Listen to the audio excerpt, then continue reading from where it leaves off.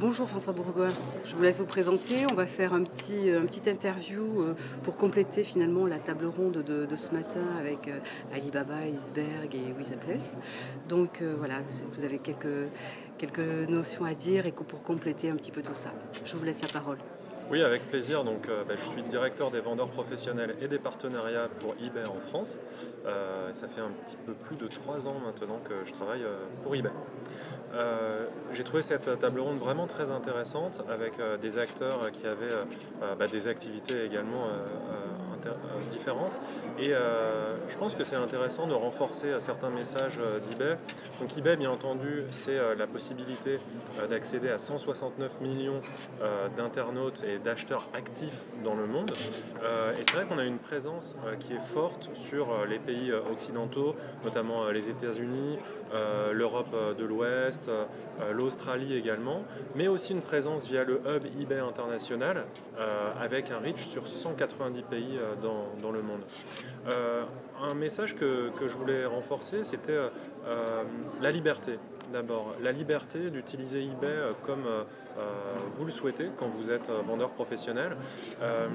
Et c'est important de se mettre un peu dans la peau du vendeur professionnel qui a finalement en face de lui pléthore d'offres, par exemple Alibaba ou Amazon ou eBay également.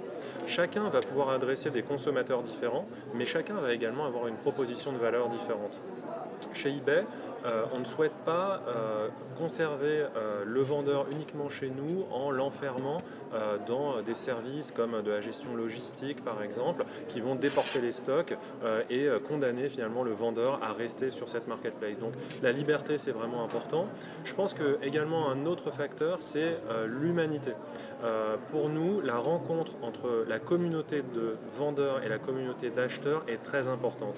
Sur eBay, vous avez énormément d'échanges avant-vente pour des renseignements sur le produit, sur sa qualité, sur le service. On a, malgré la présence de plus de 80% de transactions pour des produits neufs et vendus à prix fixe, on a tout de même beaucoup d'échanges avant-vente entre ces communautés d'acheteurs et de vendeurs. Ça fait vraiment notre spécificité. C'est l'expérience en fait, l'expérience client sur laquelle vous misez, c'est votre atout finalement Oui. par rapport à des grosses marketplaces, notamment asiatiques, qui misent plus sur la quantité, etc.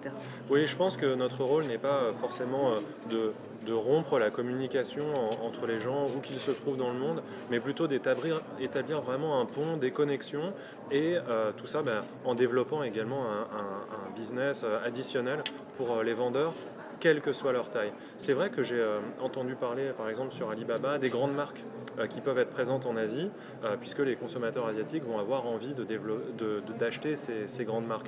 La question se pose pour les plus petites marques, pour les plus petits commerçants qui ont peut-être tout intérêt à développer leur savoir-faire, leur marque bien entendu, ou leurs produits, puisqu'ils ont des produits un peu spécifiques, et de pouvoir être mis en avant néanmoins, malgré leur petite taille, malgré le fait de ne pas être une société internationale sur eBay.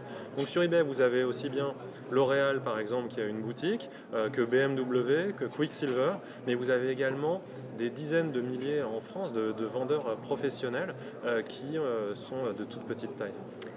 Merci beaucoup François, merci pour ce complément d'information. Avec plaisir, Annie. Merci.